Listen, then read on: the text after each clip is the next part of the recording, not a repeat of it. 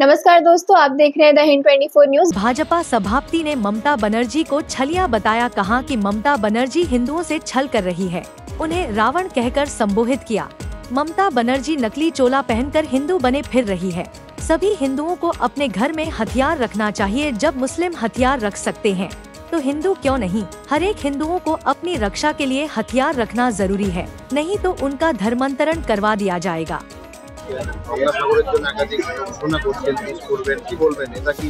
দেখুন, গত বিধানসভা নির্বাচনে মাননীয় মুখ্যমন্ত্রী বুঝতে পেরেছিলেন রেজাল্ট দেখে যে সিংহভাগ হিন্দু সমাজ মমতা বন্দ্যোপাধ্যায়ের পক্ষে ভোট করেনি। এখন মাননীয় মুখ্যমন্ত্রী সেই ভোট ব্যাংকে বোকা বানানোর জন্য করছে। আমরা শুধু এটাই বলি, বিশেষ করে আমি এটা বলি যে দেখুন, রাবণ জীবনে একবারই গেরুয়া পড়েছিল, সেটা হচ্ছে সীতাকে হরণ করার জন্য। ছদ্ম গেরুয়াধারীদেরকে চিনে নিন, যারা ছদ্ম হিন্দু তাদেরকে চিনে নিন, তাহলে হিন্দু সমাজ বাঁচবে।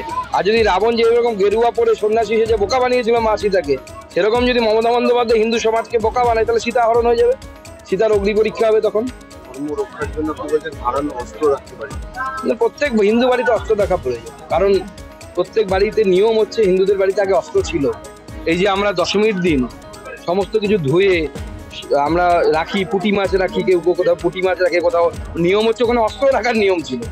দশমীর দিন অস্ত্র পুজো বা অস্ত্র পূজন ভারতের সংস্কৃতি তথা বাংলার সংস্কৃতির অন্যতম অঙ্গ। পরবর্তী সময় ওটা কৃষি, যে সমস্ত সামগ্রী, নাঙল, এইসব থেকে কোদাল, এগুলোরও পুজো হতো। কিন্তু অস্ত্র পুজো ভারতের সংস্কৃতির অঙ্গ, হিন্দুদের অস্ত্র রাখা উচিত। কেন অন্য সমাজে রাখলে হিন্দু সমাজের আপত্তি কোথায়? কারবালার জন্য যদি অন্য সমাজে রাখতে পারে, হিন্দু সমাজে রাখতে পারে।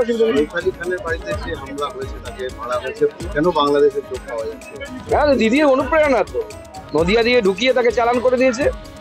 সৈফ আলী খানের এই যে আক্রমণ, এই আক্রমণ নিয়ে তো আমাদের বিরোধীরা একদম লাফিয়ে উঠেছিল। আরে বিজেপি শাসিত রাজ্যে হিন্দু রাষ্ট্র হয়ে গেছে, মুসলিমদের কোনো সুরক্ষা নেই। ऐसे ही तमाम खबरों के लिए जुड़े रहिए द हिंद 24 न्यूज के साथ।